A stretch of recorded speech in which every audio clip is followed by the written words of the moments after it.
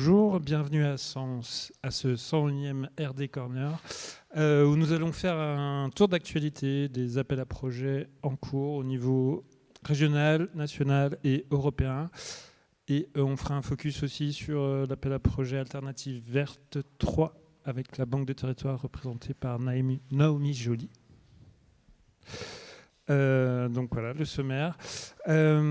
Après, juste pour vous rappeler, donc, nous organisons ça au titre de Cap Digital. Nous avons 18 ans d'existence, une équipe de 27 permanents à votre service, un réseau de 170 experts au service du 830 adhérents qui se compose principalement de PME et start-up. 700 à peu près, des grands comptes aussi, une cinquantaine, des écoles et laboratoires 58, et aussi un pôle collectivité et des fonds d'investissement. Nous organisons plus de 110 événements par an, avec 14 000 participants en 2023. Les chiffres clés un peu de notre activité d'accompagnement des acteurs de l'innovation. Donc en RD, on a accompagné 3500 projets depuis notre création, donc 2006, dont la moitié de labellisés et un taux de financement de ces projets labellisés de 930, donc la moitié des labellisés. Voilà. En accélération, donc ça a permis ça a permis des levées de fonds de 142 millions d'euros par les entreprises adhérentes en 2023. Notre division transformation numérique avec 5 programmes réalisés au titre de l'année 2023, dont avec la réception de 140 candidatures pour ces programmes. Et l'équipe Europe, on fait partie de 42 projets européens qu'on a accompagnés, dans laquelle on a été impliqué depuis le début de notre création. On a 3 en cours cette année, l'année dernière, 300, et on a un réseau de 300 partenaires européens pour aller sur ces projets. Pour nous rejoindre, pour rejoindre ce collectif et toutes ces activités, voilà, vous avez une adhésion qui commence à partir de 350 € pour les plus petites structures, et pour les autres, vous regarderez. Voilà, pour le financement de la RD, on fait le tour d'appel à projet RDI. Donc, on a Arthur à ma gauche, et moi-même qui sommes à votre service pour vous accompagner sur vos projets de recherche-développement. Vous avez le lien vers le formulaire en ligne si vous avez un projet que vous voulez qu'on étudie ensemble, ou directement le mail pour nous contacter si vous avez un besoin. projet@capdigital.com. Donc on mobilisera notre réseau d'experts de 170 experts au service de vos projets qui sont répartis en fait soit par technologie selon vos besoins. Hein. Ça peut être de la data, de l'IA, du cloud ou de l'ICC par exemple, si on va chez le cas d'Alternative Verte. Des experts marchés où là, voilà, selon le marché qu'on adresse, dans nos communautés, hein, santé, ICC, data, IA, etc. Donc voilà, nous on vous présente les projets de RD, donc ça s'inscrit dans le cadre de la RD, elle est encadrée au niveau des financements, donc recherche, ça intègre trois types de RD, plus ou moins aval et on remonte vers l'amont, donc recherche fondamentale, recherche appliquée et recherche industrielle, expérimentale. C'est recherche industrielle le deuxième. Donc, pour permettre de financer vos projets de RD, on est encadré par les règles de l'OMC, qui fait qu'on n'a pas le droit, et notamment qu'on n'a pas le droit de financer les activités des sociétés, sauf pour soutenir les activités de RD, généralement avec 2 grands dispositifs que vous retrouverez dans France 2030 et les autres dispositifs de financement. Le règle de minimi. Voilà, vous avez le droit à 300 000 € sur 3 exercices fiscaux glissants, les trois derniers. Et sinon, le régime RD pur, où on retrouve des modalités de financement variables selon votre taille, selon où vous vous situez au niveau de la RD, donc fondamentale, industrielle ou expérimentale. Et troisièmement aussi, si vous faites des collaborations avec d'autres sociétés ou d'autres partenaires de labos dans votre projet. Donc en gros, plus vous êtes petit, plus vous êtes en amont, et plus vous êtes en collaboration, plus votre taux est élevé. Nous, ce qu'on vous propose, c'est un dispositif complet d'accompagnement. On commence par la sensibilisation. Donc, ce qu'on fait aujourd'hui avec le tour d'horizon, plus ou moins chaque premier mardi du mois, selon l'agenda, sinon c'est le deuxième, où on vous présente les appels à projets en cours qui sont sortis, qu'on a sélectionnés pour vous en fonction de nos communautés et de leurs intérêts. On reçoit aussi, on invite aussi des financeurs qui viennent présenter leur dispositif, avec des R&D spéciales pour les mettre en valeur. On fait aussi un accompagnement après. Donc, une fois que vous avez choisi, si vous avez un projet de R&D, vous pouvez nous contacter ou on regardera avec vous quel est le guichet le plus pertinent selon vos financements, la taille de votre projet, son sujet, etc. Après, on peut aussi faire de la mise en relation. Si vous cherchez, si vous voulez faire des projets collaboratifs, qui est un petit peu l'ADN de Cap Digital, on peut vous trouver des partenaires, comme vous l'avez vu, dans notre réseau de 800 membres, donc académiques, autres entreprises ou collectivités, par exemple, si vous cherchez un terrain d'expérimentation. Après, on passe, une fois que vous avez bien validé votre projet, le guichet, que vous avez vos partenaires, on peut engager le processus de labellisation. Donc, en gros, l'objectif, c'est de faire une relecture de votre projet par notre réseau d'experts qualifiés sur la base des modalités d'instruction de l'appel à projet. Donc, c'est soit un dossier écrit, soit un oral où on fera une audition. Donc, l'intérêt de cette labellisation, c'est d'avoir un retour, un feedback de ces experts avant le dépôt de votre projet qui peuvent vous faire des suggestions d'amélioration que vous pouvez intégrer ou pas avant le dépôt. Pour augmenter la qualité de votre projet. Et après, si le projet est jugé de suffisamment bonne qualité par les experts, eh ben on vous accorde un label qu'on remet aux financeurs et que c'est un gage de qualité du projet. Et en fait, voilà, ça permet de le convaincre un peu sur la qualité du projet, de le rassurer sur le financement.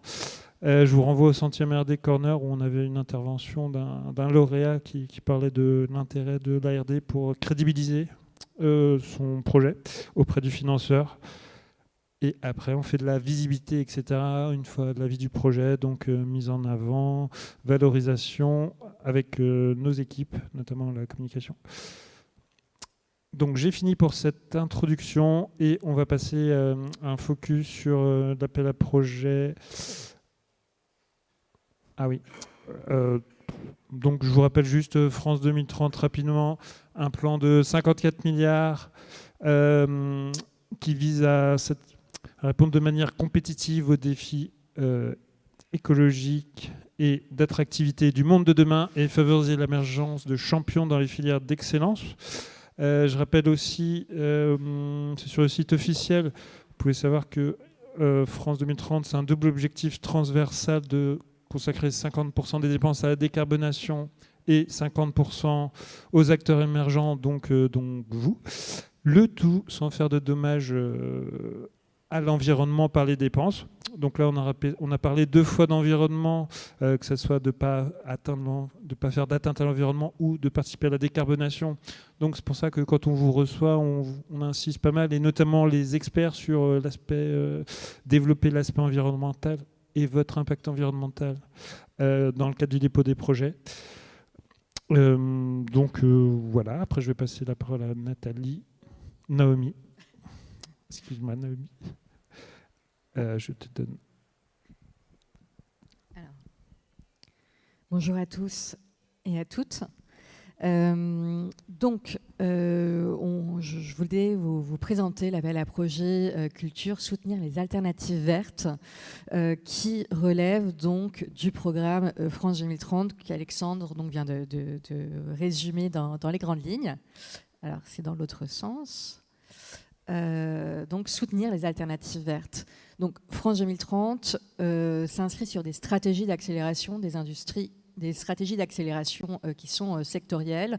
Donc, France 2030, c'est donc une politique interministérielle de soutien à l'innovation qui est pilotée par le secrétariat général pour l'investissement avec des ministères qui sont chefs de file. En l'occurrence, pour les ICC, c'est naturellement le ministère de la Culture. Et pour Alternatives Vertes, on y allie aussi le ministère de la Transition écologique.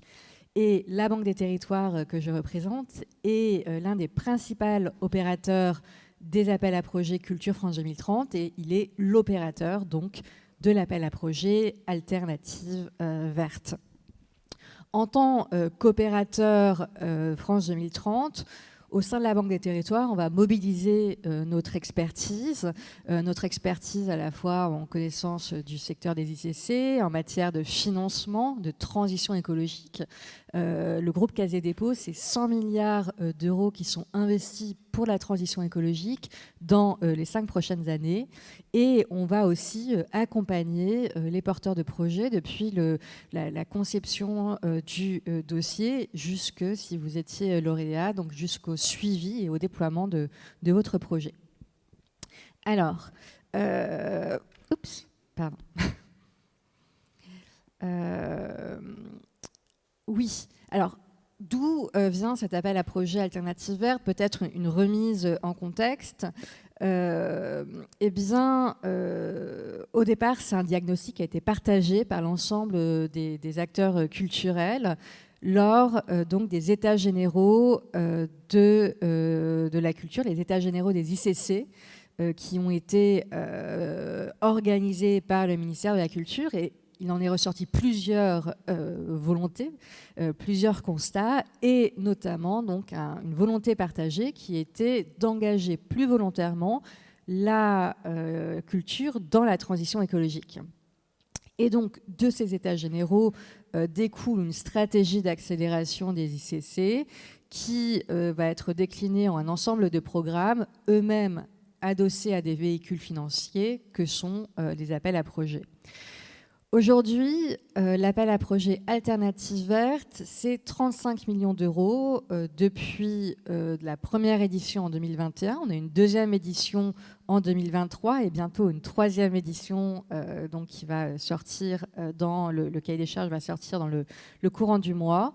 Donc 35 millions d'euros et à date, ce sont 62 projets financés. Donc on commence aussi à avoir un écosystème des acteurs culturels engagés au service de la transition écologique, un écosystème assez conséquent et assez dynamique.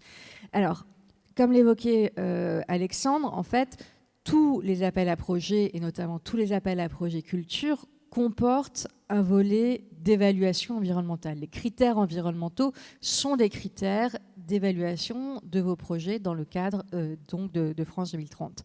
Alternatives Vertes, c'est le seul appel à projet qui est entièrement dédié à la transition écologique des ICC, tout secteur culturel confondu. Donc l'objectif, il est très simple, c'est vraiment d'accélérer la transition, la transformation des activités culturelles pour qu'elles soient plus soutenables et aussi plus résilientes, donc dans le contexte donc, de changement de régime climatique. Alors, aussi, quelques mots, enfin, pourquoi finalement un appel à projet Alternatives Vertes? Je vous disais, ça s'appuie sur une concertation collective qui est ces états généraux des industries culturelles et créatives en 2019. On a parfois l'impression que la culture n'est pas forcément le secteur le plus impactant, mais la culture a un impact parce qu'elle s'inscrit dans la société et surtout, en fait, elle va interagir avec un certain nombre d'activités qui sont énormément, en fait, émettrices, donc par exemple en émissions carbone ou en consommation de ressources. Et c'est cette dépendance à d'autres secteurs, notamment celui des transports, de l'alimentation, de l'énergie dans les bâtiments, qui fait que la culture est à la fois responsable, mais aussi vulnérable donc, par rapport donc, au contexte climatique actuel. L'empreinte physique, elle se mesure aussi par donc, la consommation de ressources et donc la question des déchets. Donc, ce caractère à la fois responsable et vulnérable de la culture fait qu'à la fois, eh bien, donc, il y a une vulnérabilité, donc c'est cette dépendance à d'autres secteurs, mais c'est aussi une opportunité. Et on pense donc que la culture aussi peut avoir un effet de mobilisation, d'entraînement sur d'autres secteurs. Donc, avec Alternatives Vertes, la subvention France 2030 vise vraiment à accompagner financièrement des projets qui sont innovants, qui promettent un impact décisif à moyen terme sur l'environnement, enfin une réduction de l'impact sur l'environnement, et qui s'inscrivent dans une logique de filière. Alors cet appel à projet, soutenir les alternatives vertes 2, mais fondamentalement, pour le nouveau cahier des charges qui va sortir, les objectifs, le périmètre de l'appel à projet reste inchangé. Ce qu'on a voulu, c'est vraiment pouvoir agir sur l'ensemble des verrous. C'est-à-dire que dans un premier temps, eh bien, il faut pouvoir mesurer son activité, mesurer l'empreinte de son activité sur l'environnement. C'est un préalable à l'action. Et puis ensuite, ces outils de mesure aussi vont permettre de suivre, de monitorer la transition. Donc, mesurer, on va financer des outils de mesure. Deuxième point, c'est que pour transformer son activité, eh bien, vous allez peut-être proposer des alternatives vertes à proprement parler, c'est-à-dire d'autres façons de créer, de produire, de diffuser, de penser aussi l'allongement de la durée de vie des productions culturelles.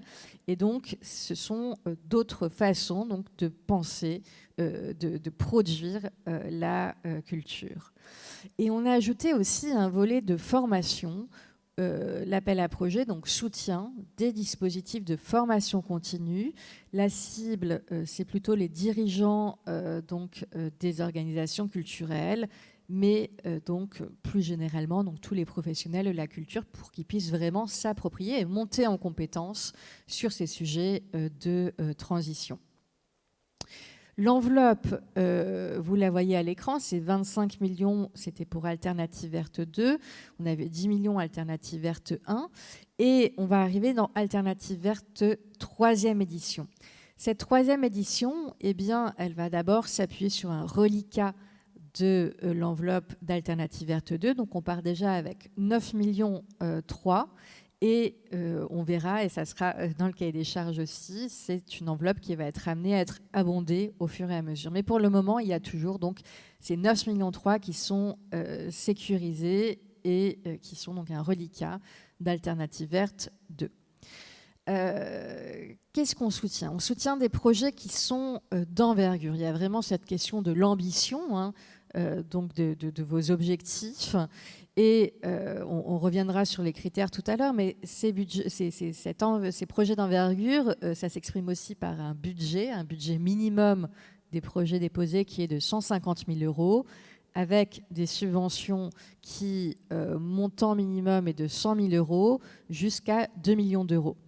À titre de repère, pour la 2e édition d'Alternative Verte, donc Alternative Verte 2, ce sont aujourd'hui 27 lauréats en 2 vagues, et bien la subvention moyenne est de 580 000 €.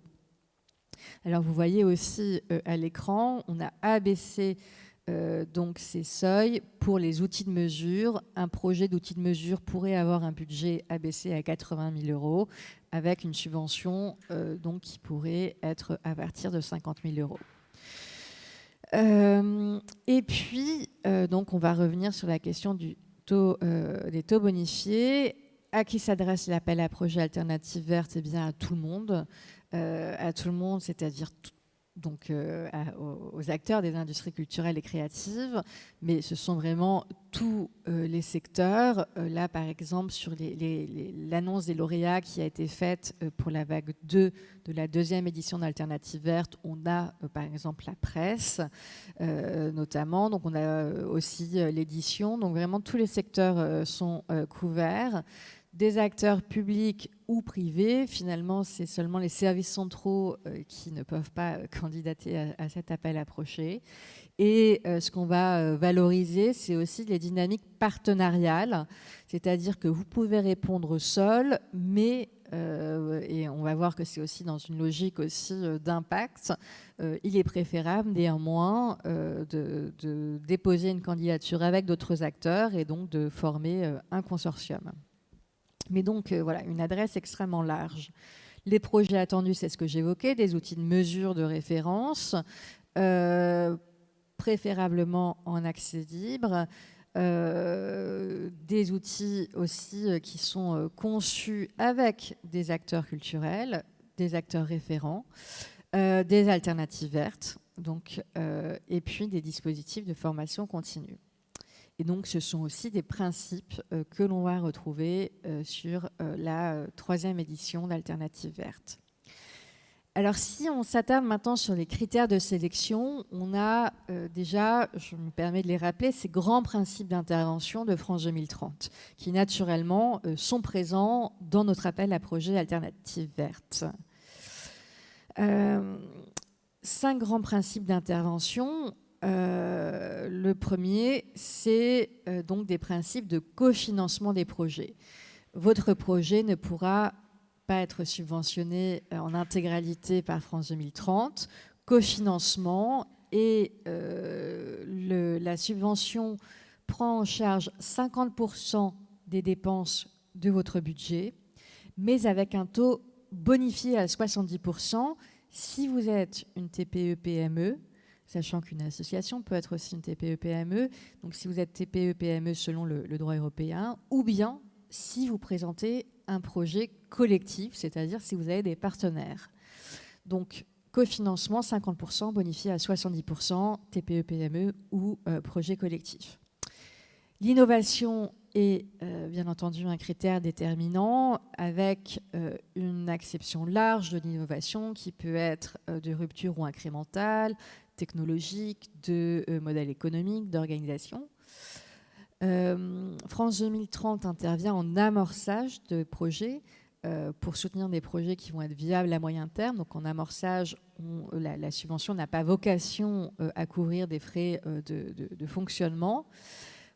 Sont ciblées des démarches entrepreneuriales, ce qui implique donc aussi la réflexion sur le modèle économique de votre projet, y compris si vous êtes un acteur public et un établissement public de la culture. Et puis, c'est une approche sélective qui va favoriser l'ambition de projet à impact. Sélective, pour Alternatives vertes 2e édition, eh bien, on a un quart donc des projets qui sont lauréats. En règle générale, on a une 50aine de projets déposés et entre 13 et 14 projets lauréats. Donc vraiment un quart de projets lauréats. Donc c'est quand même une sélectivité à avoir à l'esprit. Et donc, pour optimiser vos chances de sélection et pour passer justement dans ce contexte de forte sélectivité, eh bien, j'ai résumé ici les principaux critères de sélection. Donc, la question de l'innovation que l'on reprend, mais qui est systématiquement interrogée lorsqu'on étudie vos dossiers.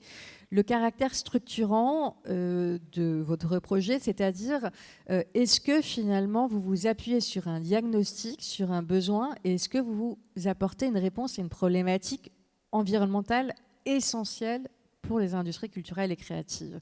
Donc on va privilégier les projets qui ont un impact et là où effectivement la solution pourrait être plutôt à un impact plus marginal, eh bien, donc il sera peut-être moins prioritaire. Donc vraiment, quelles sont les problématiques adressées par le projet? La mobilité, par exemple, étant une problématique capitale pour la décarbonation des ICC. Et puis, cette ambition environnementale, vous allez aussi essayer de l'objectiver. Cet effort d'objectivation de l'impact, elle est vraiment très importante pour éviter le greenwashing aussi. Et ce qu'on va regarder, c'est aussi quelle est votre méthodologie qui va vous permettre de suivre l'impact du projet, quels sont vos indicateurs et quelles sont les valeurs qui sont associées à ces indicateurs. Donc on vous encourage aussi à rajouter aussi dans les dépenses de votre projet et bien aussi un volet lié à l'évaluation pour qu'on puisse aussi suivre, que vous puissiez aussi vous prévaloir donc de cet impact environnemental que vous supposez que vous allez autant que faire se peut essayer d'objectiver. Et puis le caractère structurant, c'est aussi le fait que la transformation, l'alternative verte que vous proposez, elle bénéficie pas seulement à votre structure, mais elle bénéficie à la filière, que ce soit un secteur culturel ou bien les ICC dans leur ensemble. Et pour attester de ce caractère structurant, eh bien, il faut aussi être bien inséré dans l'écosystème et avoir donc des appuis auprès donc des acteurs référents de la filière. Donc caractère structurant, caractère aussi réplicable ou généralisable, c'est ce que j'évoquais aussi en disant que ce que vous proposez, ça ne bénéficie pas que à la croissance de votre structure, mais que ça va bénéficier à un ensemble d'acteurs, à la filière. Et dans votre projet, vous prévoyez vraiment comment vous allez diffuser, essaimer votre solution. Et l'un des moyens, c'est celui donc du libre accès des outils que vous développez. Et puis le caractère pérenne, alors un projet va être viable, va être pérenne en fonction de sa gouvernance, de son équipe projet, de l'ensemble voilà, de ses composantes opérationnelles, de son calendrier, etc. Mais aussi parce que dans son plan de financement, eh bien, il s'est mobilisé d'autres cofinancements que celui de la subvention France 2030. Et on postule aussi, et c'est avéré, cet effet de levier de la subvention France 2030 sur les cofinancements. Et aussi la viabilité économique, c'est comment votre projet va être autoportant ou autonome lorsque la subvention France 2030 ne sera plus là. Et pour cela, on va s'intéresser donc au modèle économique que vous envisagez et à l'existence donc d'un marché qui pourrait, sur lequel donc votre solution donc va se développer. Donc, cette slide pour réévoquer donc ce qu'on recherche, c'est à la fois des thématiques environnementales, des problématiques environnementales liées aux ICC. Donc, ça peut être la question, je réévoquais de la mobilité. Et ce qu'on vous demande aussi, c'est comment vous allez contribuer à donc cette transition environnementale. Ça peut être au niveau de l'atténuation du changement climatique, de l'adaptation, de la transition vers une économie circulaire, de la protection de la biodiversité. Et par exemple, sur Alternatives Vertes, pour la première édition, on avait beaucoup de projets qui relevaient de l'économie circulaire.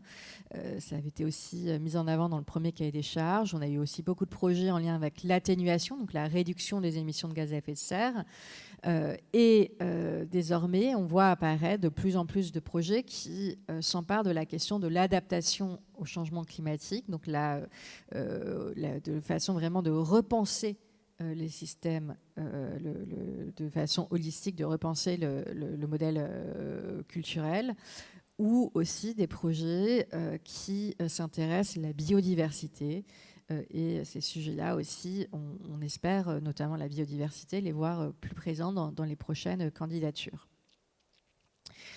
En résumé, vous avez un projet, quelques questions à vous poser.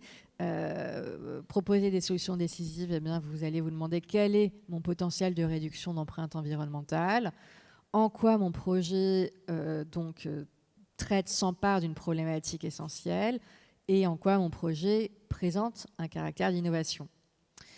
Pour vous intéresser, pour estimer l'effet de levier sur la transformation de la filière, combien de secteurs sont concernés, quelles sont mes parties prenantes, quelle diffusion, est-ce que j'ai bien envisagé la diffusion de ma solution, et puis, s'agissant de la viabilité, c'est ne pas sous-estimer la réflexion sur le modèle économique et sur le plan de financement. Je ne reviens pas sur ce qui a déjà été évoqué. Donc 25 millions reste donc un reliquat de 9,3 millions pour le prochain appel à projet Alternatives Vertes, 3e édition. Donc des montants de subventions qui devraient rester peu ou prou les mêmes pour la 3e édition. Taux bonifié à 70%, dépenses d'investissement privilégiées aux dépenses de fonctionnement. Et toutes les dépenses en fait sont éligibles, à l'exception du foncier, donc pas d'acquisition de bâtiments, et à l'exception de la création artistique. Donc, dans le courant du mois, d'ici la fin du mois de novembre, va être publié le cahier des charges pour donc soutenir les alternatives vertes, 3e édition. Ce cahier des charges sera publié sur le site du ministère de la Culture, sur le site de France 2030 et de la Banque des Territoires. Et en même temps que le cahier des charges sera publié, on va réouvrir la plateforme de dépôt des candidatures. C'est la plateforme Démarche simplifiée, où vous trouverez aussi tout le dossier de candidature. La prochaine date de retrait, donc la première relève pour Alternative Verte 3, ce sera le 31 janvier 2025. 31 janvier 2025. Et ce qui est prévu, c'est que cet appel à projet accompagne l'ensemble des appels à projet culture, qu'il continue de se déployer en parallèle de tous les appels à projet ICC France 2030, avec une relève tous les 6 mois, donc 31 janvier 25, 30 juin 25, 31 janvier 2026, 30 juin 2026. Un processus de sélection qui est assez, alors je pense en durée, qui peut être assez long pour les porteurs, et peut-être que c'est quelque chose qu'on va essayer de, enfin j'espère qu'on va pouvoir y remédier pour la 3e édition. Donc vous avez votre projet, vous en discutez avec Cap Digital, vous envisagez peut-être une labellisation, mais vous pouvez aussi donc me contacter, donc contacter l'opérateur pour qu'on convienne d'un rendez-vous d'une demi-heure pour faire le point sur le projet, identifier ses points forts, mais aussi ses points de vigilance pour l'améliorer. Réception des projets sur démarche simplifiée, donc ce sera le 31 janvier 2025. S'ensuit donc différentes phases de préinstruction, d'éligibilité, comité de sélection. Le comité de sélection est composé de personnalités qualifiées indépendantes. Souvent, votre projet va être étudié par un expert du secteur, par exemple un expert, je ne sais pas, spectacle vivant, et par aussi un expert plus transverse. Si ça a trait à la mobilité, ça pourrait être par exemple un expert mobilité. Enfin, je dis ça comme ça. Mais voilà, 2 personnes, 2 experts étudient votre dossier. Votre dossier est discuté, ensuite débattu en comité de sélection. Et puis, le comité de sélection va arrêter une shortlist de projets. Ces projets shortlistés vont être auditionnés. Et après validation de la liste et des montants proposés par le comité de sélection, eh bien, le Premier ministre donc, va déjà un comité interministériel, puis le Premier ministre donc, vont arrêter la décision et on entre dans la période de conventionnement. Donc quelques repères, c'est, on va dire, à peu près entre 6 et 7 mois entre le moment où vous déposez votre dossier et la notification des résultats. Pour la vague 1 d'Alternative Verte 3, vous allez déposer fin janvier, vous devriez avoir une réponse fin juillet, voire plus tôt, mais au plus tard fin juillet, et puis un conventionnement qui dure 4 mois, donc votre projet démarrerait fin novembre. Donc il faut bien avoir aussi voilà, cette temporalité à l'esprit entre le dépôt et les résultats. Alors, c'est les projets lauréats, vous pouvez les trouver sur le site de la Banque des Territoires, sur le site aussi du ministère de la Culture. Quelques exemples, et puis je m'arrête là. Par exemple, première édition d'Alternative Verte, un projet particulièrement notable, qui est celui de l'Opéra de Lyon, qui s'est associé avec 4 autres maisons lyrique, le Festival d'Aix-en-Provence, l'Opéra de Paris, le Théâtre du Châtelet, le Théâtre de la Monnaie à Bruxelles. Et donc, ils ont décidé donc, de réfléchir ensemble à déterminer un socle commun d'éléments de scénographie standard. C'est tout ce qui va porter les décors d'opéra. Vous voyez des décors d'opéra qui sont magnifiques, mais aussi très consommateurs donc de ressources. Et donc l'idée aussi est donc de réduire cette consommation. Donc on est dans une logique d'économie circulaire, de réduire aussi les temps de montage et de démontage, etc. Et puis donc un projet aussi sectoriel qui était celui porté par la FEDELIMA sur faire donc une étude sur l'impact environnemental de la filière du spectacle vivant et des musiques actuelles. Alors, je m'arrête ici pour laisser place à vos éventuelles questions. Peut-être que dans les sujets qu'on verra aussi plus émerger ou qu'on souhaite voir émerger dans dans la troisième édition d'Alternativers, c'est aussi tous les sujets qui ont trait donc à la diffusion, à la distribution des contenus culturels, que ce soit d'un point de vue physique ou d'un point de vue digital, puisque aussi l'impact numérique des activités culturelles et de la consommation culturelle est croissant dans les projections. Je m'arrête. Merci Noémie. Moi j'avais une première question, avant on en a plusieurs, mais parce que tu as parlé plusieurs fois de mobilité, c'est parce que c'est un sujet prioritaire parmi les sujets que vous souhaitez recevoir, parce qu'il y a un trou dans la raquette, ou il y a d'autres sujets, ou c'était pas juste une illustration ou... Alors c'est à la fois une illustration parce que la mobilité, souvent sur un bilan carbone donc de l'événementiel culturel, c'est le principal poste de dépense donc, d'émissions de gaz à effet de serre, que ce soit la mobilité d'abord des publics, mais aussi donc des artistes ou des œuvres. Que c'est un sujet qui est traité, on a des solutions, mais c'est vrai que voilà, il reste encore extrêmement ouvert. On a plutôt des projets qui sont positionnés un peu en termes d'études des mobilités, mais voilà, on n'a pas de solution. Il n'y a pas une solution de toute façon, mais il manque effectivement, on attend des solutions sur cette question, sur cet enjeu. Ok. Est-ce qu'il y a des questions dans la salle? Oui. Oui.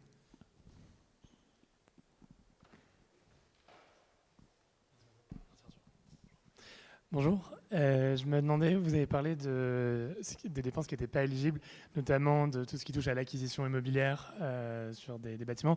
Est-ce que sur les 2 premières phases de l'appel à projet, ça a surtout été des études de faisabilité ou de préconception de solutions qui pourraient par la suite voir le jour, ou est-ce que des solutions de mise en œuvre assez concrètes, vous citiez d'adaptation au changement climatique ou de biodiversité, est-ce que c'est des choses qui pourraient être financées dans cette 3e vague de l'appel à projet? Merci. Alors, on finance vraiment, on finance pas le proof of concept, on est vraiment aussi dans le moment voilà, où le projet commence finalement à se déployer. Donc on finance effectivement. Alors il y a eu des études qui ont été financées, mais voilà, souvent c'est quand même des solutions ou des outils concrets qui sont financés. Vous évoquez la question de l'adaptation, par exemple là sur les lauréats qui viennent d'être annoncés pour Alternativers 2e édition, 2e vague.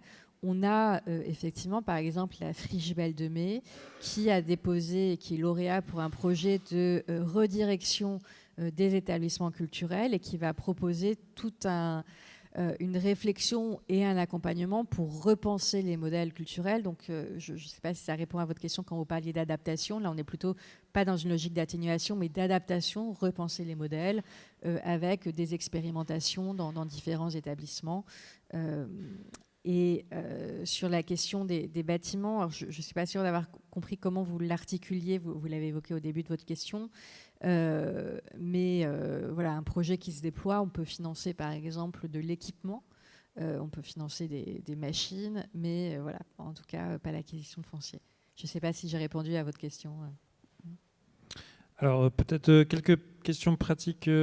Moi j'en pose une parce que tu as dit que ce qui est bien, tu proposais des rendez-vous pour ceux qui voulaient un petit peu juger. Voilà, ouais, j'avais pas vu l'adresse, donc voilà, l'adresse s'affiche. Sinon, on avait des questions sur... il y avait une question sur... effectivement, parce qu'au début, mais je vais répondre et tu me corriges si c'est pas bon. Au début, oui, c'était effectivement au 31 décembre 2024 la relève, parce qu'on a cette question-là, mais finalement, vous avez décalé, donc il n'y a plus le 31 décembre. Il n'y a plus de 31 décembre. C'est une nouvelle vague, une première vague de la 3e édition au 31 janvier. Ok. Donc vous avez un mois si vous aviez un projet en vue de vague qui aurait dû être au 31 décembre, eh bien, vous avez un mois supplémentaire, 31 janvier, qui est vraiment la date à retenir. Et je vais juste finir sur les questions pratiques, parce Ouais. qu'il y en a une dans le chat. C'est alors des exemples de projets lauréats, t'en as donné un, mais nous, enfin, t'en as mis plusieurs dans les slides peut-être. Il y en a deux, ouais. Mais Donc vous recevrez le slide à la fin, et si vous voulez, vous pouvez aller aussi sur le site de la Banque des Territoires, j'imagine. de la Banque des Territoires et le site du ministère de la Culture aussi, où vous avez donc un descriptif, ce qui n'est pas le cas sur le site de la Banque des Territoires. Sur le site du ministère de la Culture, vous avez aussi un rapide descriptif des projets qui sont lauréats. Dans la troisième levée, vous avez dit que vous privilégiez la diffusion, la diminution de l'impact carbone sur la diffusion des contenus culturels. Est-ce que vous avez peut-être des exemples déjà à partir des 2 premières levées? Et également, est-ce que vous comptez privilégier tout ce qui est lié à la création, qui aujourd'hui, avec l'IA notamment générative, peut être source d'empreinte carbone supplémentaire? Est-ce que c'est quelque chose que vous prenez en compte ou vous comptez prendre en compte dans cette levée? Alors, je ne sais pas si c'est ce qu'on va privilégier, mais je pense effectivement qu'il y aurait une référence à ce maillon de la chaîne de valeur qui est celui de la diffusion et la distribution des contenus culturels. Parce que effectivement, c'est peut-être l'un des constats qu'on peut faire sur les projets qui ont été financés jusqu'à présent. C'est des projets qui s'inscrivent quand même dans la chaîne de valeur, on va dire, traditionnelle de la culture et qui prennent finalement la question de la numérisation de la création ou de la consommation culturelle n'est pas si présente. On l'avait eu sur le tout premier appel à projet Alternative Verte 1. C'était au niveau des studios d'animation 2D ou 3D, qui proposaient donc des studios modèles, des studios décarbonés. Alors, la question de la création, c'est vrai que ça fait partie habituellement des coûts qui ne sont pas financés, des dépenses qui ne sont pas financées. Va bientôt être annoncé dans quelques semaines aussi un nouvel appel à projet dont je pense que vous reparlerez bientôt, qui est celui donc sur l'intelligence artificielle, toujours pour la verticale des ICC. Et je pense que dans cet appel à projet, le lien entre création, IA, sera, enfin, si vous avez un projet en ce sens, ça sera peut-être plutôt le contexte de cet appel à projet, avec toujours des critères environnementaux qu'on a encore renforcés pour ce futur appel à projet. C'est bon? Ok. Marc, notre référent ICC, que tu peux aller voir en partant si tu veux. Moi, j'avais une question alors une question peut-être précise. Alors, c'est une question de Hugues, qui se demandait sur la question des outils dont tu as beaucoup parlé. Quand on présente un outil, une méthode, un référentiel de gestion des méthodes et un cadre d'investissement pour basculer les écoquartiers en quartier neutralité carbone avec une phase de prototype puis une industrialisation. Alors là, typiquement, la question devient assez précise, et je pense que le mieux, c'est que vous m'écriviez et qu'on puisse en discuter. La première question, parce que donc, j'entends écoquartier, etc., mais c'est est-ce que c'est donc j'imagine que vous vous situez dans la verticale sectorielle architecture, mais voilà, est-ce qu'on est bien dans le cadre de l'appel à projet, est-ce que ça se relie à du culturel, effectivement. Est-ce qu'il y a des questions dans la salle? Encore une.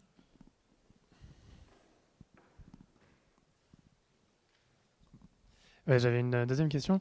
Au niveau des consortiums à créer, à bâtir pour cet appel à projet, est-ce qu'en général, sur les 2 premières phases, vous avez plutôt privilégié des consortiums qui étaient très détaillés, où à peu près tous les partenaires étaient déjà identifiés, ou au contraire des projets qui pouvaient laisser un peu de place et évoluer par la suite? Alors, en règle générale, le consortium est déjà défini au moment où vous déposez votre projet. En revanche, ce que vous allez présenter, c'est à ce stade des lettres de mandat Donc on ne va pas vous demander vraiment d'avoir un consortium, un accord de consortium déjà ficelé, ou d'avoir créé, si c'est ce que vous envisagez, une structure ad hoc. Donc au moment du dépôt de candidature, c'est des lettres de mandat de vos partenaires. Et ces partenaires, on les comprend comme étant des partenaires qui vont aussi, dans leur implication dans le projet, vous allez aussi leur reverser une partie de la subvention. Et donc, c'est la raison pour laquelle on ne va pas non plus étendre ce consortium après donc, la décision qui vous notifierait comme lauréat. Donc voilà, souvent, le nombre de partenaires est déjà défini au moment où vous déposez le projet. Merci Noémie. Alors je vais faire, parce qu'il y a une autre question, mais je réponds et si je me trompe, tu me corriges. Voilà. Le temps homme dans les dépenses éligibles, j'imagine oui. Oui. Après, moi c'est une question que je me poserais moi en tant que, parce que ancien opérateur, parce que ton appel à projet est très orienté environnemental. Donc moi je m'imagine que dans la grille d'impact qu'on doit remplir, on doit mettre un +2. J'imagine, et donc faire des calculs un peu poussés pour justifier sa performance environnementale. Alors, tu fais référence effectivement à l'une des pièces du dossier de candidature, qui est la grille d'impact socle France 2030, qui est une grille où vous avez une grosse vingtaine d'indicateurs qui ont trait à l'emploi, à l'innovation et notamment à l'environnement. Et vous avez un scoring qui va de -2, votre projet est vraiment nocif pour l'environnement. 0, il est neutre. +2, vous avez vraiment une plus-value environnementale, donc sur l'un des critères atténuation, biodiversité, adaptation, ou l'un des 6 critères. Effectivement, on va attendre un +2 sur au moins l'un des critères environnementaux. Ce n'est pas toujours le cas. Et lorsque vous avez +2, vous devez justifier. Mais l'idée vraiment, cette grille, en fait, elle vient en appui à ce qui est vraiment dans le dossier que vous allez rédiger, les 10 pages du dossier technique, où c'est à cet endroit-là où vous allez vraiment le plus justifier de façon littérale aussi votre impact environnemental. Vous allez essayer effectivement de l'associer à des calculs de la grille d'impact, mais on corrèle un peu les deux. C'est vrai que dans le dossier, il y a plus de place pour la justification.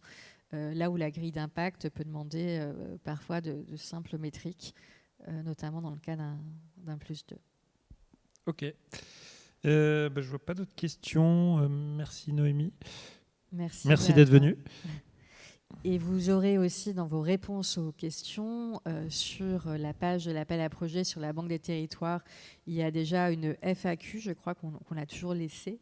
Donc elle sera amenée à être mise à jour régulièrement. Donc il y a des questions qui peuvent être assez génériques où vous pouvez déjà trouver des réponses.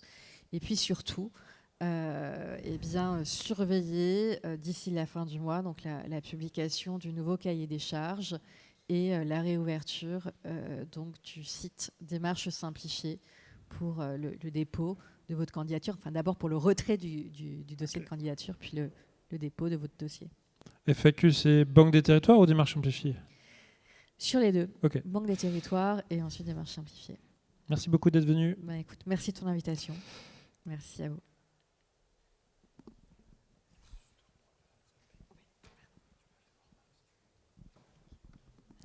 Alors, on enchaîne un petit peu, on va faire un tour d'horizon des autres appels à projets nationaux pour faire un petit peu le tour d'actualité.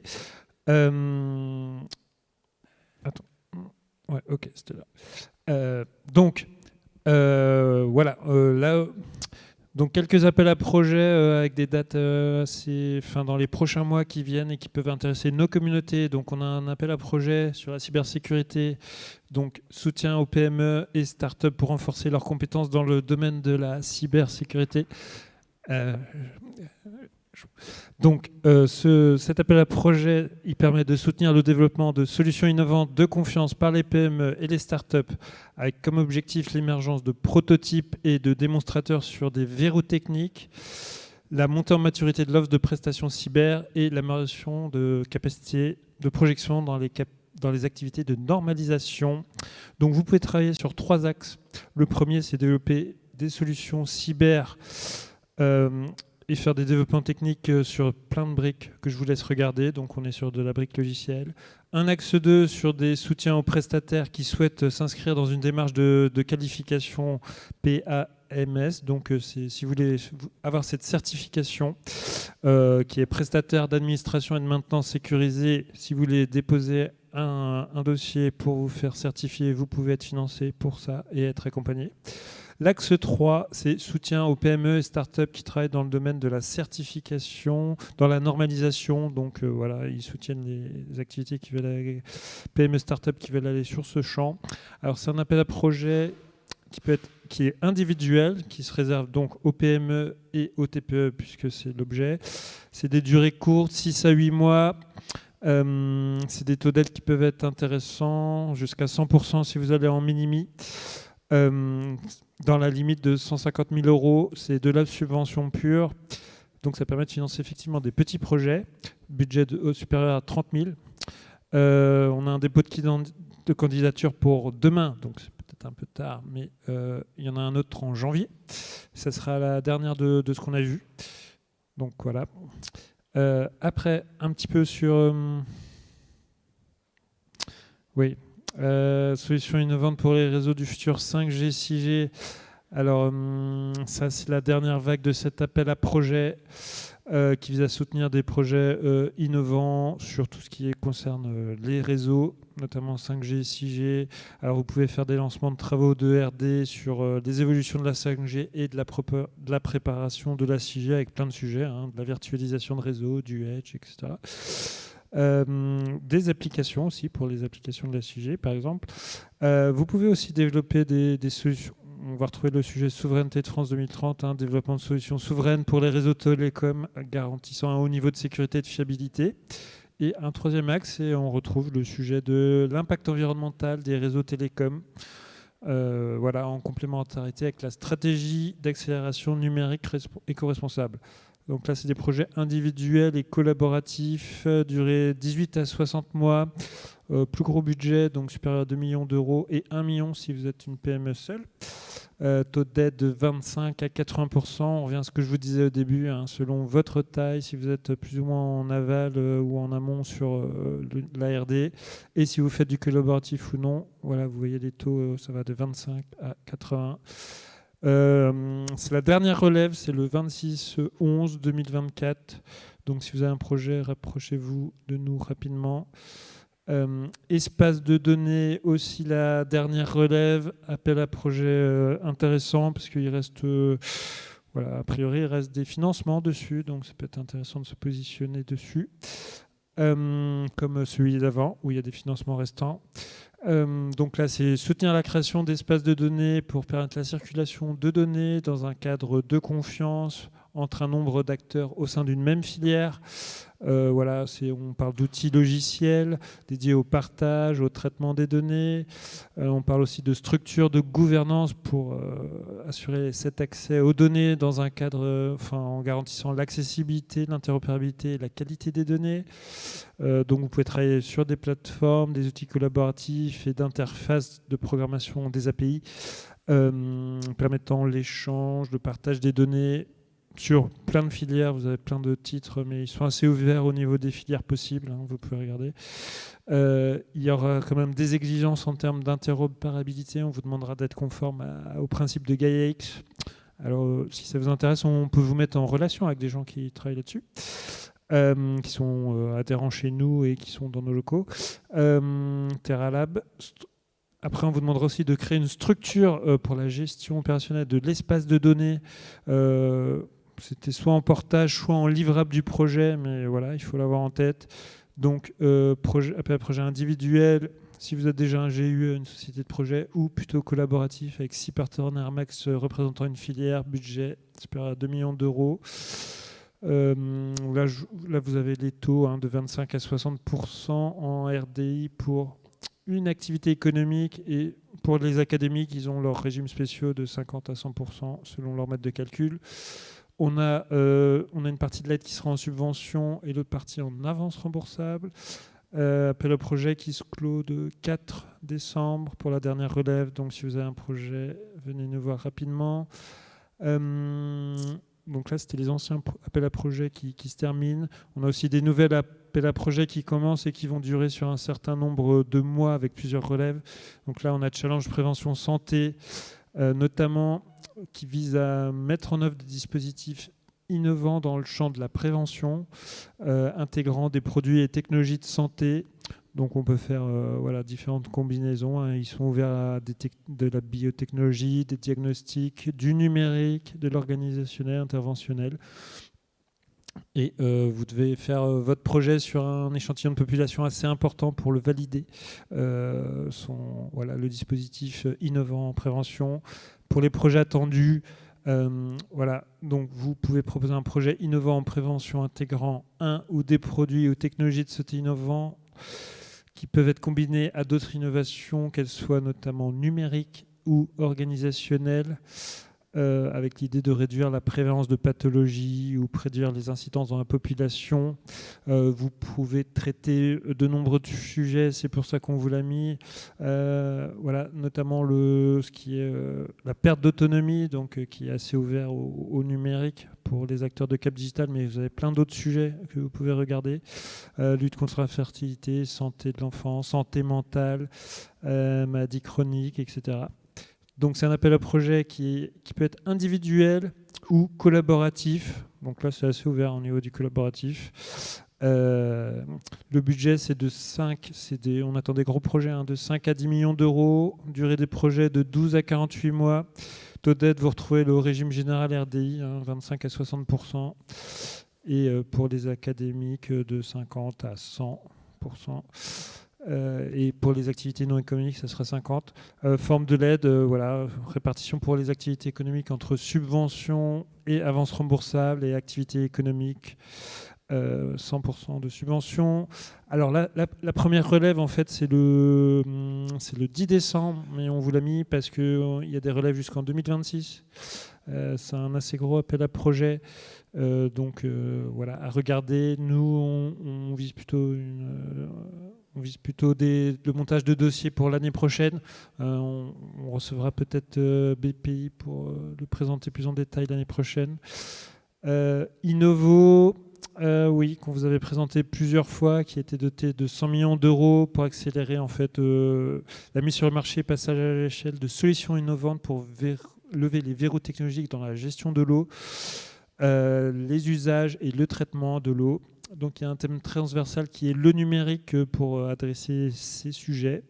Donc vous retrouvez plein de sujets classiques du numérique appliqué à l'eau, comme suivi et pilotage des consommations d'eau, qui est des outils d'aide à la décision, etc., basés sur les données, appliqués à différents sujets. Ça peut être les industriels, les agriculteurs ou les collectivités. Un deuxième sujet qui est l'amélioration et le suivi des volumes d'eau stockés en surface, en zone humide, plan d'eau, etc. Suivi des surfaces agricoles aussi. Vous pouvez aussi travailler sur la métrologie, l'analyse et le suivi en temps réel de la qualité de l'eau. Et aussi un sujet qui peut envoyer un petit peu à l'alternative verte qu'on a vu, des outils de type empreinte eau. Voilà, on pourrait aussi imaginer un outil empreinte eau pour l'événementiel. Je ne suis pas sûr que ça existe. Donc c'est individuel et collaboratif. 5 partenaires max, mais ils encouragent le collaboratif. Budget supérieur à 600 000 euros en individuel ou 400 000 euros par partenaire pour collaboratif. Le taux classique de RD, la répartition classique France 2030, subvention plus avance remboursable. La deadline, c'est en janvier, là je me suis trompé, je pense. Il est en janvier et vous devez faire... c'est le 13 décembre, 21. Et vous devez être inscrit, vous devez avoir contacté l'ADEME un mois avant pour prévalider votre dossier. Qu'est-ce qu'on a d'autre ? Technologie innovante des univers immersifs et métavers. Donc là, on a une première relève en septembre. Ça s'adresse aux entreprises technologiques qui sont positionnées sur la chaîne de valeur des univers immersifs. Donc, on veut les accompagner pour faire lever des sauts technologiques et passer à l'échelle pour renforcer l'offre sur le marché européen, Donc voilà, vous pouvez travailler sur différents types de briques technologiques sur ce sujet des univers virtuels immersifs. Ça s'applique à tous les secteurs sauf l'ICC, puisqu'il y a un appel à projet dédié pour ICC. Donc tous les autres secteurs, vous pouvez y aller. Et les deux types de briques technologiques que vous pouvez travailler, c'est les solutions, les équipements en fait, d'immersion et de leurs composants, donc du casque, de la lunette de réalité virtuelle, de l'haptique, voilà, etc., du eyes and hand tracking. Le thème 2, on est plus sur de la plateforme, donc solutions innovantes d'interopérabilité et de centralisation des données pour, par exemple, des moteurs utilisés dans la conception des univers immersifs ou carrément des plateformes d'univers virtuels. Donc c'est un appel à projet qui est individuel ou collaboratif. Le budget d'entrée, c'est 1 million d'euros. Des projets de 12 à 36 mois. On attend des TRL entre 4 à 7. Mode de financement, toujours pareil pour le RDI, le classique. Toujours pareil, de la subvention et de l'avance remboursable. C'est souvent comme ça dans les France 2030 avec de la RD. Donc l'appel à projet, la relève, c'est le 17 janvier 2025. Donc on attend que, voilà, si vous êtes intéressé, venez nous voir d'ici le 13 décembre, avec les vacances et tout, qu'on ait le temps d'instruire un petit peu votre dossier. Là, un nouvel appel, je vais terminer sur un appel à projet de l'ANR, thématique spécifique en IA, mais qui s'adresse aussi aux académiques, mais aussi aux entreprises. Donc c'est un appel à projet qui vise à soutenir les nouveaux enjeux de l'intelligence artificielle pour la découverte scientifique en encourageant les travaux de recherche pluridisciplinaire et collaborative visant à favoriser l'adoption de l'IA dans la pratique scientifique et la conduite de la recherche. Alors c'est assez ouvert au niveau des thèmes qu'on peut traiter avec cet appel à projet. Donc vous pouvez développer des nouvelles méthodes d'IA fiables et robustes par hybridation avec des connaissances propres au domaine scientifique auquel elles sont destinées. On peut faire aussi du développement de briques logicielles ouvertes pour permettre de l'agrégation, du nettoyage et de l'organisation des données, pour faire de l'entraînement de modèles, pour faire de leur mise en œuvre opérationnelle. On peut aussi développer des nouvelles méthodes de simulation et d'expérimentation à base d'IA. On peut faire aussi de la proposition de benchmark, de modèles d'IA. On peut faire aussi développer des méthodes d'IA frugales. On peut faire de l'entraînement, de modèles de fondation spécialisés pour un domaine scientifique donné. On peut aussi travailler sur la constitution d'une communauté nationale autour du développement d'outils d'IA, donc très large pour ceux qui travaillent sur l'IA. À retenir, c'est un appel à projet collaboratif. Ils attendent au moins 2 partenaires, dont un de la recherche publique. Mais sinon, le reste, ça peut être de l'entreprise, du grand groupe, de la TPE, de la PME. On attend des projets de 36 à 48 mois. L'aide maximale est plafonnée à 700 000 euros. Et taux d'aide, donc 100% pour organismes de recherche et 25 à 40% pour l'entreprise. Donc, vous avez le temps, c'est jusqu'au 17 mars cet appel à projet. Donc, venez nous revoir vers fin février pour une labellisation. Ça, c'était les appels à projets thématiques. Est-ce qu'il y a des questions ? Alors, peut-être juste une petite précision à prendre avant de prendre une question. On a parlé donc d'appel à projet Innovo. La relève est bien fixée au 13 janvier, mais avec un processus un peu particulier. Donc, il faut avoir fait une demande de pré-dépôt le 13 décembre. C'est pour ça que la date est indiquée. Voilà, petite précision juste pour revenir là-dessus. Je ne sais pas s'il y a des questions dans la salle, mais on a une question en ligne. Donc sur le premier appel à projet sur la cybersécurité, pouvez-vous expliciter le régime d'aide de cet appel à projet ? Oui, comme il était écrit, en fait, vous avez...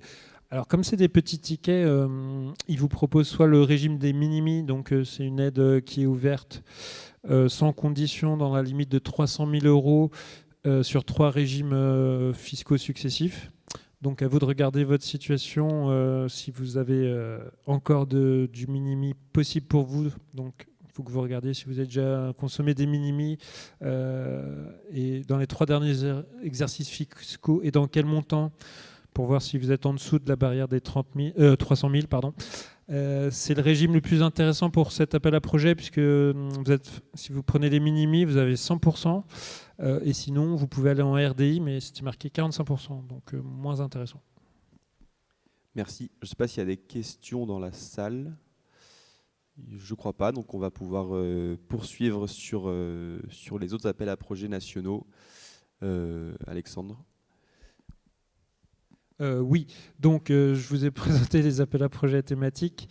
Et je vais juste donc ça, et à côté, il y a tout ce qu'on appelle l'innovation structurelle. Donc là, c'est des appels à projets génériques, sans thématique, spécifiques. Et donc qui permettent un petit peu qui arrivent de manière récurrente et qui permettent de financer les acteurs de la deep tech française surtout à différents niveaux. On va du chercheur jusqu'à l'entreprise avec différents types d'interventions, donc du labo à la création d'entreprise jusqu'à le passage à l'échelle, on va dire, ou la maturité.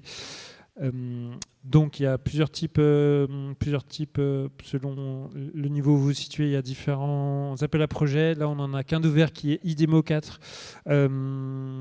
IDEMO 4 qui a pour but de soutenir le développement d'entreprises industrielles et de services sur les marchés porteurs, créateurs de valeur et de compétitivité pour l'économie, avec des sujets très larges. Vous pouvez aller sur la transition énergétique, écologique et numérique. Donc c'est un appel à projet assez intéressant pour financer votre développement. Il peut être en individuel, mais là, ça sera hors grand groupe et hors ETI, donc plutôt PME, ou collaboratif, avec plutôt ouvert là, voilà, avec 6 partenaires max, dont une PME ou un ETI. C'est un appel à projet intéressant parce que c'est des budgets assez élevés de 4 millions d'euros. C'est aussi des projets intéressants pour le collaboratif, puisque ce qu'ils recherchent, c'est des ruptures au niveau de l'innovation assez élevées. Donc c'est propice pour les partenariats entreprises, labos ou PME, grands groupes. Voilà, ce genre de choses. Donc l'aide des durées de 3 à 5 ans, aide de 35 à 60%, dont 60% de subventions et 50% d'avance remboursable. Donc la prochaine relève, c'est le 28 janvier 2025. Et venez nous voir dès la rentrée pour une demande de label. Donc d'ici le 7 janvier. S'il y a des questions? Non, c'est bon. L'AMI, compétences et métiers d'avenir. Oui, appel à projet générique. Donc, doté de 700 millions d'euros qui vise à développer des formations dans les sujets en fait, de France 2030, donc avec force priorité pour les industries de la décarbonation et du numérique. Donc vous pouvez financer des projets de formation, d'ingénierie de formation et de sensibilisation aux réponses, aux objectifs fixés par France 2030 en lien avec les politiques publiques arrêtées par le gouvernement. Donc, vous pouvez aussi financer des diagnostics de complémentaires en matière de besoins de compétences, en formation et en dispositifs d'attractivité. Donc 4 volets, les dispositifs transversaux d'attractivité et d'innovation, les voies d'excellence professionnelle et technologique, les voies d'excellence académique et l'accompagnement des parcours professionnels. Donc c'est ouvert à tous, budget supérieur à 1 million d'euros. La durée des projets, ça doit être inférieur à 5 ans. L'aide, ça va jusqu'à 70%. Et en fait, c'est un appel à projet qui est ouvert en continu, vu sa dotation. Donc si vous avez un projet là-dessus, venez nous voir 3 semaines avant que vous envisagiez de déposer ou de solliciter le dispositif. Merci Alexandre. Je ne vois pas de questions en ligne. Je ne pense pas qu'il y ait de questions dans la salle. Donc on va poursuivre ce R&D Corner avec les appels à projets régionaux franciliens, qui sont actuellement ouverts et qui peuvent peut-être vous intéresser. Donc un petit rappel, comme on l'a fait pour les appels à projets nationaux d'innovation structurelle de l'échelle TRL et des différents dispositifs que vous pouvez retrouver. C'est pour vous aider à vous situer en fonction de la maturité de votre technologie. Mais je vais revenir dessus juste après. Donc peut-être un premier appel à projet dans le cadre de France 2030 régionalisé, donc qui permet qui cofinance en fait des projets entre l'État et la région sur sur différents secteurs. Donc Innovate Leader PIA, qui vise à soutenir l'émergence de futurs leaders sur le marché. C'est pour des projets donc, individuels qui seraient portés par donc, des TPE, des PME, voire des ETI sur certains domaines, on va y revenir, mais du coup individuellement, avec des budgets attendus entre 150 000 et 1 million d'euros pour une durée de projet comprise entre 12 et 24 mois. Là-dessus, le taux d'aide est fixé au maximum à 50% avec 2 tiers de subvention et 1 tiers d'avance remboursable. Donc c'est un appel à projet qui est athématique. Vous pouvez candidater quel que soit le domaine d'activité dans lequel vous êtes. Et donc avec quand même toutefois, on va y revenir, quelques thématiques prioritaires qui sont liées en fait aux priorités régionales. Mais toutefois, voilà, ce n'est pas forcément excluant si on n'est pas inscrit dans ces thématiques. Donc voilà, on vous a listé ici ces thématiques prioritaires de la région.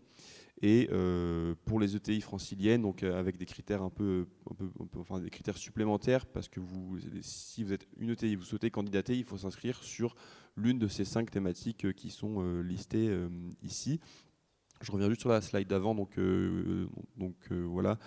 L'idée, c'est vraiment donc de vous financer sur des projets relativement courts finalement. Et donc il y a des relèves de cet appel à projet qui sont fixés de manière régulière. La prochaine est fixée donc au 16 décembre donc 2024. Si vous êtes intéressé par cet appel à projet, n'hésitez pas à nous contacter et à nous contacter surtout au plus tard le 25 du mois de novembre afin d'engager le processus de labellisation sur cet appel à projet. Ensuite, on a donc toujours dans le plan France 2030 régionalisé l'appel à projet IDEMO régionalisé, donc qui est en fait la version donc, similaire à l'appel à projet national, mais pour des projets donc, sur des montants plus faibles. Donc on attend des projets ici entre 1 et 4 millions d'euros pour des projets uniquement collaboratifs. On ne peut pas candidater à cet appel à projet si on n'inclut pas plusieurs partenaires. Et en plus de ça, il faut inclure des partenaires donc différents. Donc il faut à minima qu'il y ait une TPE, une PME dans le consortium et un laboratoire de recherche. Donc les grands comptes sont éligibles également, mais à condition de remplir ces deux conditions de la TPE et du labo de recherche. Donc c'est des projets qui sont compris entre 24 et 60 mois et avec des taux d'aide qui peuvent être de 55% au maximum, mais qui peuvent être bonifiés sur cet appel à projet de 5% si vous êtes labellisé par un pôle de compétitivité francilien, dont Cap Digital. Là aussi, c'est un appel à projet athématique, avec toutefois donc quelques priorités régionales dans lesquelles il est quand même préférable de s'inscrire si on souhaite candidater, qui vous sont listés ici. Donc sur l'IA par exemple, il y a un focus qui est mis sur la santé. Si le projet n'est pas sur ce domaine-là, c'est éligible aussi également, mais voilà, ce sera quand même regardé avec plus d'attention si vous êtes dans ce cadre-là. Donc voilà, là-dessus, Cap Digital peut vous aider si vous souhaitez donc mettre en place, préparer un projet pour répondre à cet appel à projet. On peut également notamment vous mettre en relation avec soit des TPE ou des PME qui pourraient répondre à une compétence, soit un labo de recherche qui viendrait répondre à certains verrous technologiques que vous auriez identifiés. Si vous souhaitez vraiment qu'on mette tout en place cet accompagnement de recherche de partenaires, il faut nous contacter assez tôt. La prochaine relève, finalement, elle est au 28 avril, mais c'est des projets qui demandent un petit peu de temps de préparation et du coup, on vous conseille de revenir vers nous assez tôt pour mettre en place, pour préparer ce projet. Ensuite, je vais aborder 2 appels à projets qui sont purement régionaux, donc financés par la région Île-de-France. Qui sont 2 appels à projets d'expérimentation et pour lesquels Cap Digital est partenaire de la région sur ces dispositifs. Donc, le premier, c'est Innovate Expérimentation Transition écologique des territoires, qui vise à soutenir des projets d'innovation et leur application sur le terrain, sur les domaines de la transition écologique. L'idée, c'est vraiment de permettre à une TPE, une PME, une start-up, ou voire une ETI, de tester sa solution innovante en situation réelle avant la commercialisation. On est vraiment sur une phase juste en amont de cette phase de commercialisation pour avoir un premier retour client en fait de l'utilisation de la solution et donc des ajustements peut-être nécessaires avant le déploiement sur le marché. C'est pour cette raison que donc, les projets sont d'une durée assez courte, on est entre 6 et 18 mois sur les projets. Et l'idée, donc voilà, c'est pour la TPE de tester ça avec un territoire de la région Île-de-France. Donc ces territoires-là doivent être donc, des territoires de type public, donc collectivité territoriale, aménageurs publics ou autres. Voilà, on pourra revenir en détail sur les terrains éligibles si vous souhaitez en savoir plus.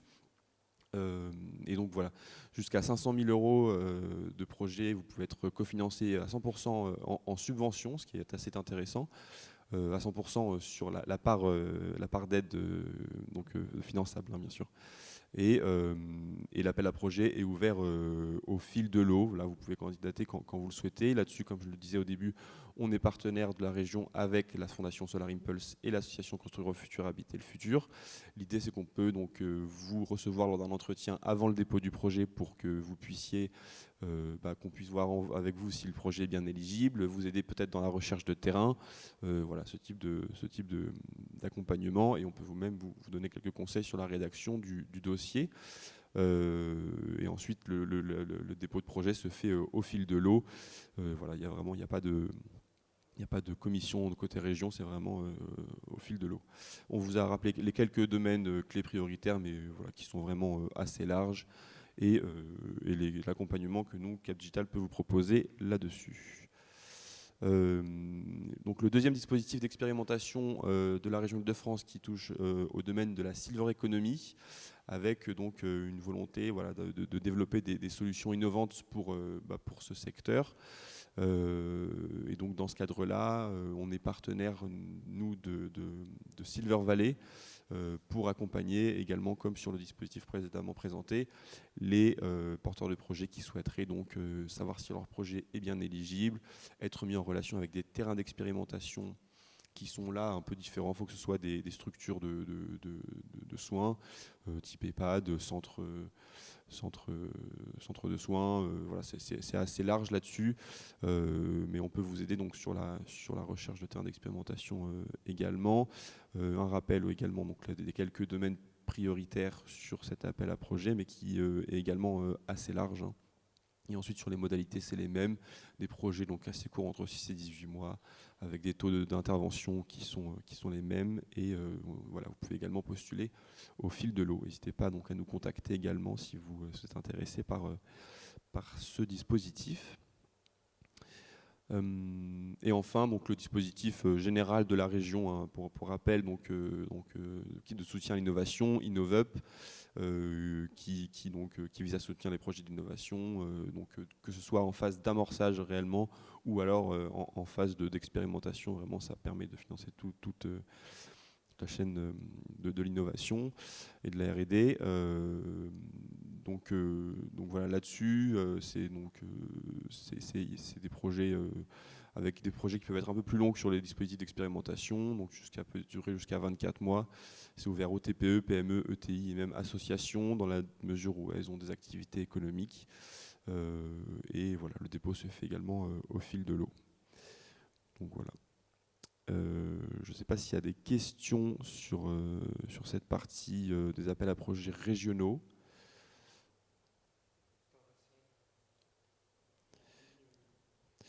Pas de questions particulières, donc on va poursuivre et terminer ce R&D Corner avec les appels à projets européens, donc qui pourraient vous intéresser. Donc pour rappel, le programme européen de soutien à l'innovation, donc c'est le programme Horizon Europe qui court sur la période 2021-2027. Qui est un programme cadre doté d'un peu plus de 90 milliards d'euros sur cette période, et qui est structuré sur 3 piliers principaux et un pilier transversal. Donc un pilier qui vise plutôt ce qui appelle sciences d'excellence, qui est plutôt adapté à tout ce qui est recherche fondamentale. Un deuxième pilier qui est intitulé Problématiques mondiales et compétitivité industrielle et européenne, donc qui vise à financer des projets collaboratifs d'envergure pour répondre à différents enjeux qu'on retrouve ici listés, donc, peuvent être dans le domaine de la santé, mais aussi du numérique, de l'industrie de l'espace, ou alors de la transition écologique, de l'environnement, pour n'en citer que quelques-uns. Et enfin, donc à l'opposé de ce pilier 1, le pilier 3 qui vise à développer une Europe plus innovante, et notamment une grande partie du financement attribué à ce troisième pilier sur le Conseil européen de la recherche, l'EIC, qui vise à financer donc, des startups à très haut potentiel, notamment dans le domaine de la deep tech, vise à les accélérer. Comme on va le voir juste après. Et enfin, donc un pilier transversal qui est plutôt pour des actions de coordination et de support de la recherche. Sur le pilier 2, un petit rappel des différents types d'actions. Des actions, c'est les différents types de projets qui peuvent être financés. Donc, comme je l'ai dit tout à l'heure, il y a 6 thématiques qu'on appelle des clusters, qu'on retrouve listés ici, et ensuite il y a des types d'actions en fait, qui sont pour des projets à des stades de maturité plus ou moins différents. Pour des projets à des TRL situés entre 2 et 5, on va avoir ce qu'on appelle les Research Innovation Actions, qui visent à financer des activités de recherche fondamentale et appliquée, des développements technologiques et des essais de prototypes à petites échelles. Et donc là, on attend des projets généralement entre 36 à 48 mois, ça peut être un peu plus dans le domaine de la santé. Mais voilà, le taux de financement est intéressant puisqu'on est sur des activités donc encore très de recherche encore, et donc le taux de financement est à 100% pour tout type d'acteurs, qu'ils soient publics ou privés. Ensuite, donc pour des projets qui sont un peu plus, pour des innovations un peu plus avancées, donc avec des TRL compris entre 5 et 8, on va avoir les Innovation Actions qui visent à financer des activités de prototypage, des essais, des démonstrations ou des pilotes, et des validations à grande échelle des innovations proposées, voire même des premières commercialisations. La durée des projets est similaire à celle d'avant, et là donc avec un taux de financement qui est différent entre les entités à but non lucratif, donc les laboratoires de recherche, universités et autres, et les entreprises privées, donc qui vont avoir des taux de subvention entre 60 et 70% selon l'appel à projet. Enfin, donc, on va avoir les actions de support et de coordination, donc qui sont plutôt, comme son nom l'indique, en support à la recherche, et qui représentent une moindre part des appels à projets accessibles de deuxième pilier d'Horizon Europe. Pour rappel, donc, sur ces appels à projets collaboratifs, c'est un minimum de 3 partenaires de 3 pays différents pour être éligible. Toutefois, on attend généralement des consortiums de 7, 8, 9 partenaires minimum, et voire beaucoup plus dans certains autres cas, ça peut monter à 20, 30 partenaires. Mais c'est le cadre minimum, c'est 3 pays de 3 partenaires différents. On vous propose là 2 appels à projets dans le domaine de la ville durable qui nous paraissaient intéressants et qui sont ouverts jusqu'au 4 février 2025. Donc un premier appel à projet sur les jumeaux numériques et le BIM, qui a pour objet d'améliorer la modélisation des données du bâtiment et les technologies de jumeaux numériques sur l'ensemble du cycle de vie des bâtiments, donc de la phase de la construction à la rénovation des bâtiments, et donc afin d'améliorer l'efficacité énergétique et la durabilité de ces bâtiments. Quelques résultats attendus qu'on vous liste ici, qui sont essentiels de pouvoir cocher si on souhaite candidater à cet appel à projet. Donc là, on est sur un appel à projet de Innovation Action, donc avec des TRL en fin de projet attendu de 6 à 8. Il y a 8 millions de budget prévus pour cet appel à projet, et donc qui viseront à financer 2 projets de 4 millions d'euros chacun. Le type de financement, alors là, on ne va pas rentrer dans le détail, mais c'est du lump sum, c'est-à-dire que c'est de la somme forfaitaire. C'est assez pratique quand on est une PME, notamment parce que il y a moins de charges administratives dans la gestion du projet si jamais on est financé, donc c'est assez intéressant. Voilà pour un premier appel à projet. Si vous êtes intéressé par cet appel à projet, n'hésitez pas à nous contacter. On peut potentiellement faire des mises en relation avec notre réseau européen. Ensuite, un second appel qui me paraissait intéressant de vous présenter, qui vise à présenter des solutions digitales pour la gestion et la conception des bâtiments. Donc avec pour objet le développement de solutions numériques pour une plus grande participation des différents acteurs donc de la conception, de la planification, de la gestion et de la rénovation des bâtiments existants, des quartiers, voire même de districts. Et donc les propositions qui candidatent à cet appel à projet doivent porter sur l'un des 2 points suivants, donc des solutions numériques qui facilitent la conception, la planification participative par la visualisation, l'analyse, l'engagement avec des données qui sont directement pertinentes pour les utilisateurs, et des solutions ou des solutions numériques qui permettent d'analyser, de modéliser différents scénarios pour des bâtiments, des quartiers. Voilà. Là également, l'appel à projet est ouvert jusqu'à début février. Il y a 10 millions d'euros de budget prévu pour cet appel à projet, avec 2 projets financés pour 5 millions d'euros chacun. On est également sur des Innovation Action. Et voilà, le type de financement, c'est aussi de la somme forfaitaire. Donc voilà, pour continuer sur l'horizon Europe, le 3e pilier et donc notamment l'EIC et l'EIC Accélérateur a republié son appel à projet, a publié son appel à projet 2025. Donc pour rappel, qui vise l'EIC Accélérateur qui vise à soutenir les PME et les startups deep tech, ou en tout cas les plus prometteuses, à former donc les leaders de l'innovation de demain en Europe. Vraiment, l'idée c'est le passage à l'échelle d'innovation à très fort potentiel. Sur cet appel à projet, on a une première partie qui est appelée Open, qui est pour tout type d'innovation dans quel que soit le domaine, et un volet Challenge qui sont renouvelés chaque année. Cette année, parmi les 6 challenges qui sont ouverts, il y en a un bien sûr sur l'intelligence artificielle générative, qui est listé ici. Voilà, donc un petit rappel du processus de candidature sur ce dispositif. C'est un processus qui se fait en 3 étapes. Une première étape qui se fait au fil de l'eau, avec un petit dossier, un pitch deck de 10 slides et une vidéo. Et ensuite, si vous êtes retenu à l'issue de cette première étape, vous pourrez candidater à la 2e étape avec les 2 relèves pour 2025 qui sont affichés ici, le 12 mars 2025 et ensuite le 1er octobre de l'année 2025. Voilà, vous pouvez être financé jusqu'à 2,5 millions en subvention. Et ensuite, la Banque Centrale Européenne peut intervenir en equity jusqu'à 10 millions d'euros pour vous aider dans votre phase de levée de fonds et de recherche d'investisseurs. Donc là-dessus, on peut vous aider sur la relecture de dossiers de lettres de soutien et on peut vous entraîner à l'oral si vous êtes retenu pour la 3e étape. Enfin, pour terminer, sur les appels à projets européens, un petit rappel donc, des financements en casquette qui peuvent être intéressants quand on est une start-up, une PME ou voire une ETI. Donc c'est des dispositifs qui permettent donc de redistribuer des poches de financement pour des startups avec des financements qui se situent généralement entre 50 000, 150 000, voire 200 000 euros dans les meilleurs cas, pour des petits projets qui sont assez simples de dépôt, des durées qui sont entre 6 et 18 mois et donc qui visent donc à permettre de tester des technologies sur les domaines applicatifs et notamment dans les principaux domaines qu'on retrouve souvent, c'est donc les nouvelles technologies d'Internet, l'industrie 4.0, l'Internet des objets notamment, et voilà, ce type de choses. On vous a mis le lien vers la page qui permet d'avoir accès aux différents appels à projets, des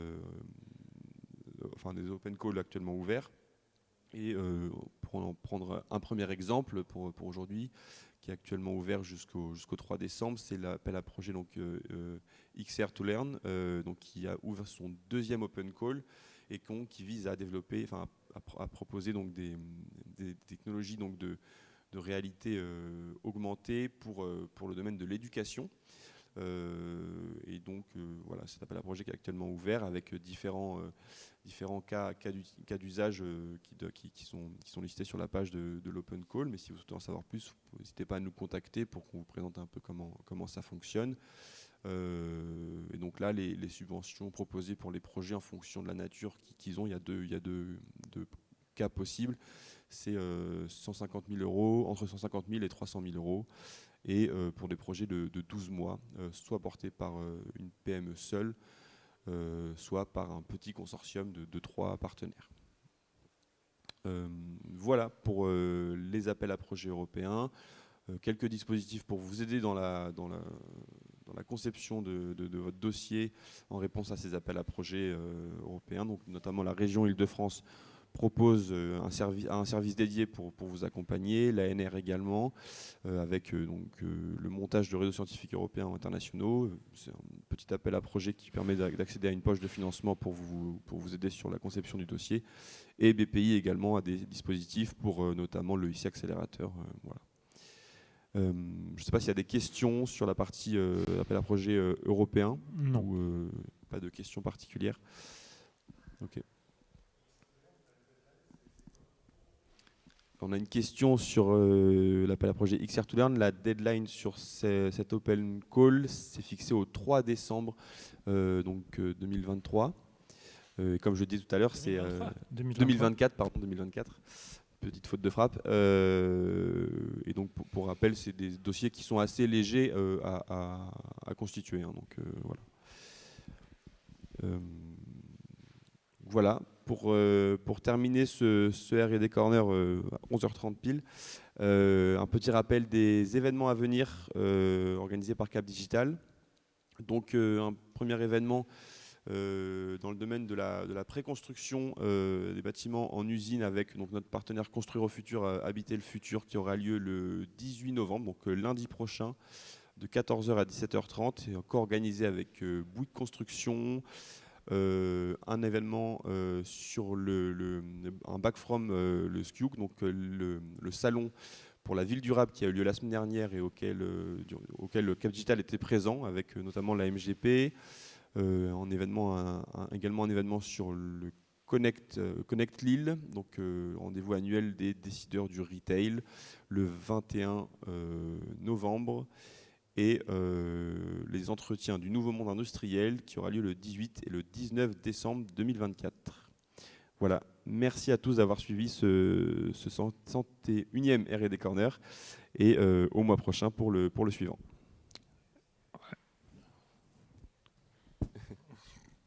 On va du teaser complet. Ouais, merci à vous.